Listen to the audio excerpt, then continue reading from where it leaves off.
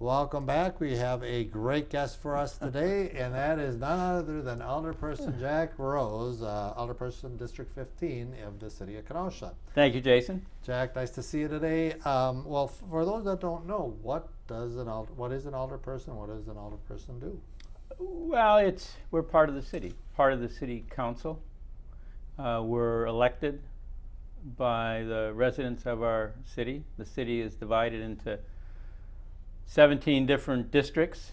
Each district has its own alderperson, and that person fills that position. It's a 2-year term, and our role is to serve as stewards for the city of Kenosha and to serve our constituents that live in our district.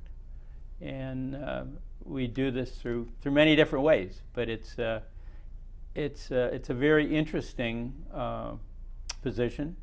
It's paid, I think now, I don't know, $7,200 a year, something like that.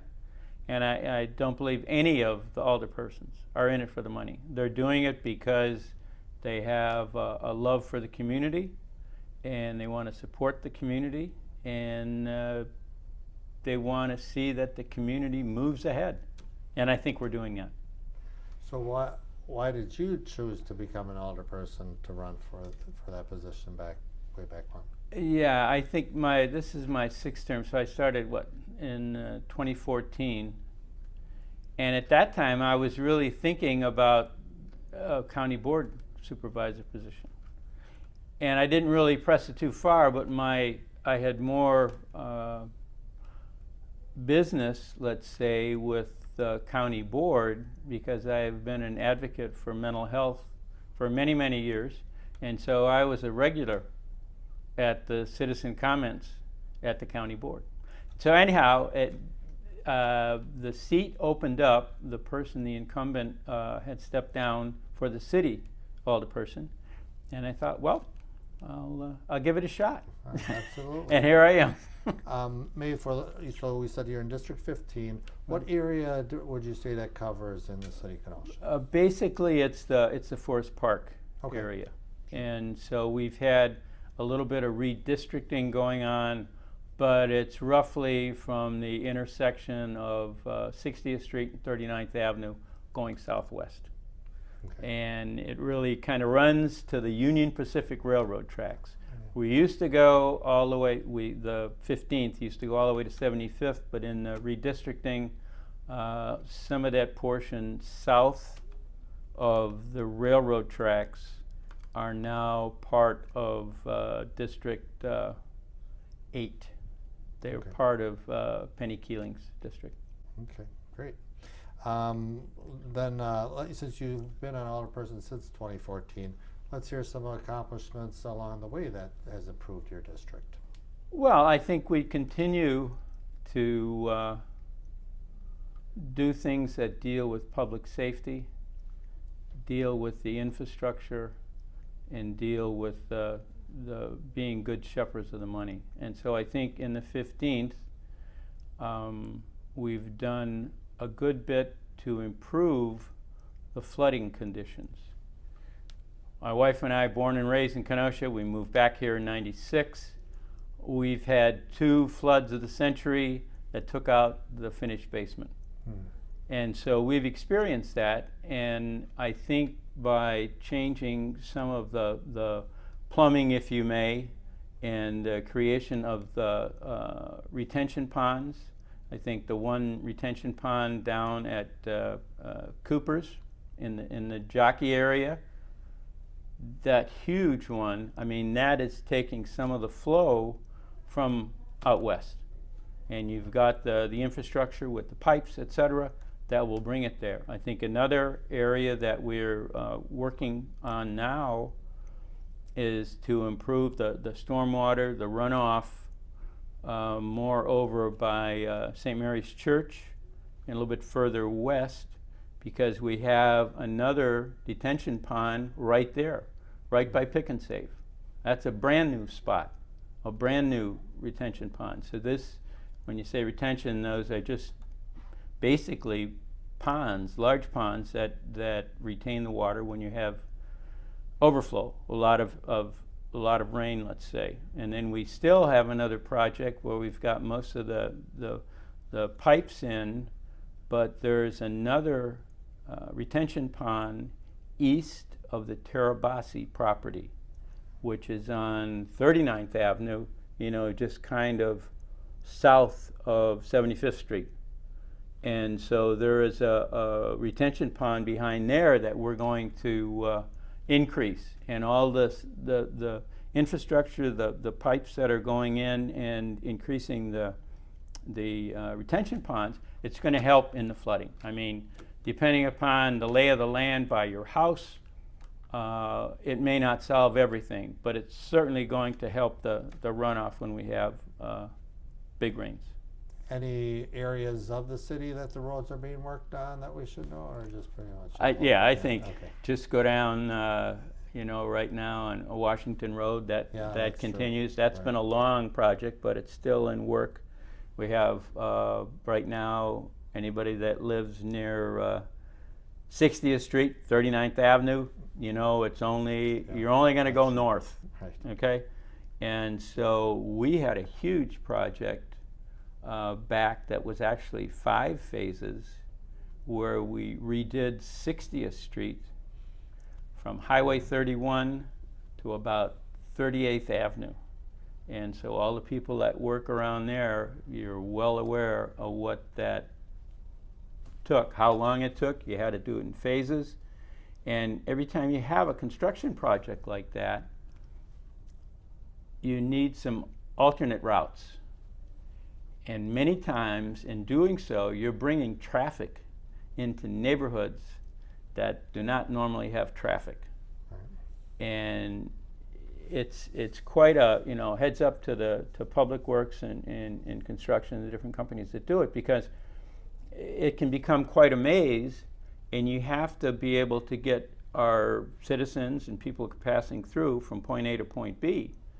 And many times the people they become frustrated, and so you have a route and they want to go a different way, and I don't know, I guess it's human nature, but that can be very, very difficult. And so that's a big task to do a big project like that, and then while you're doing it, also create a detour, if you may, or alternate routes to still allow people to get from A to B. I think that's like where Green Bay Road and 52nd Street going west. Yes, off that too, was well, blocked off, and that problem. was a big, and that's finally opened up Open now. up, right. Yeah. There's a lot of, again, like you talked about planning, so and the different routes taken rather than just shutting it off. It's like letting the community know. Yeah, where Highway 31. Highway We've 31. had a lot of work done on Highway 31. Right.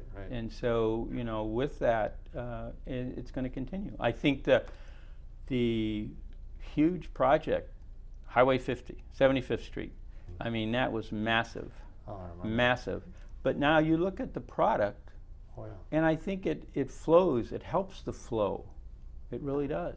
But it takes a while to get there. It doesn't happen overnight. Right. Well, as an alderperson, you brought up roads, and that is usually the number one. But what other issues or people call you about in your district, or just in general? I don't know.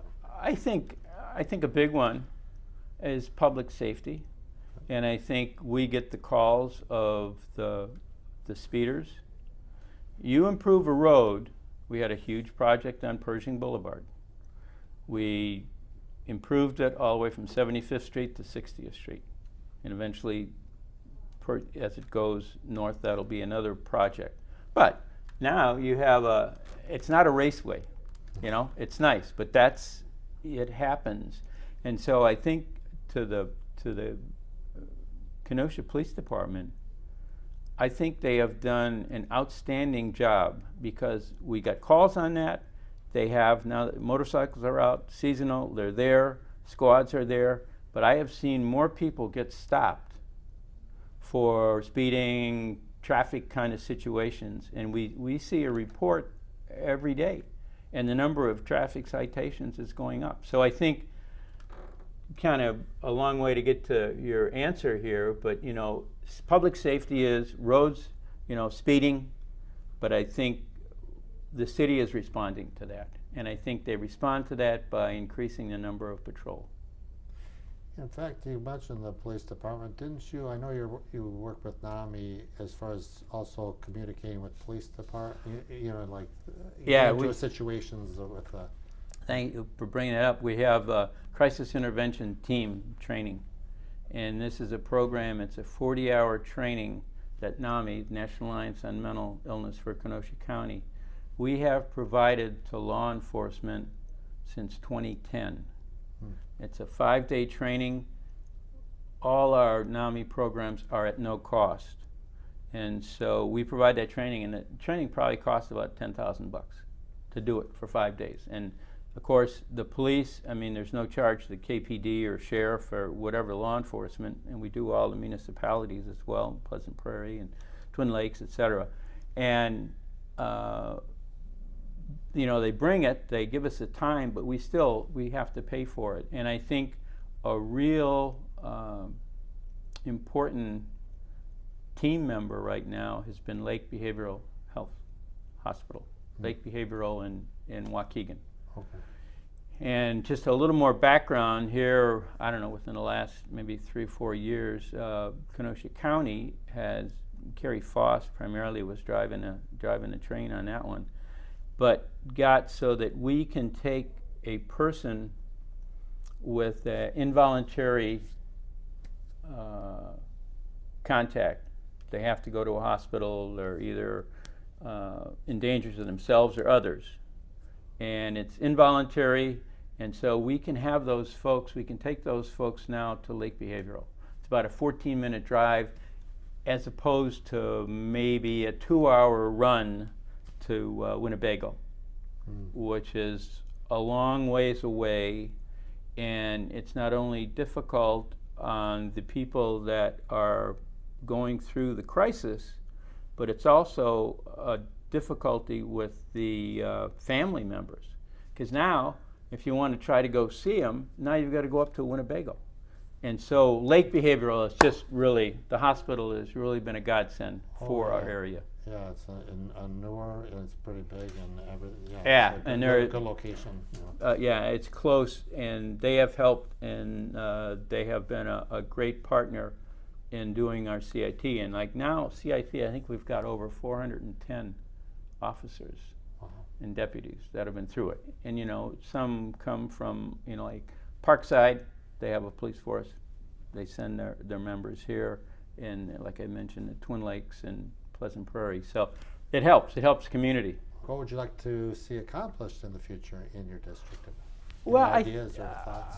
Yeah, I think we continue to improve the situation. We have parks in the district. We have schools in the district. I think we have Nash Park in the 15th, and I think we need to continue to foster that. I think we have to look around, and one of the things I'd like to say is that we've done due diligence, and we have new fire stations. We have fire station down on 22nd. We've got a new station 4 down on 60th Street. You know, we need them. We have the fire department and the police department. Talk about public safety. They're driving a truck on that one. Talk of a new city hall downtown, or am I wrong on that? No, there still is. Oh, I mean, yes, there still is a new city hall, and that is coming on the horizon as well. Because I think you see the projects that we have downtown now. Yeah. I mean, it's just incredible. The amount of building that we're doing, the investments that are coming in, and I think, yes, there is, on the skyline, yes, there will be a new city hall. Okay. And then that'll lead me to my last question is, why should someone come and visit or live in Kenosha? Oh, it's a great spot. Come on. I think we have a lot to offer. I think we have a beautiful community.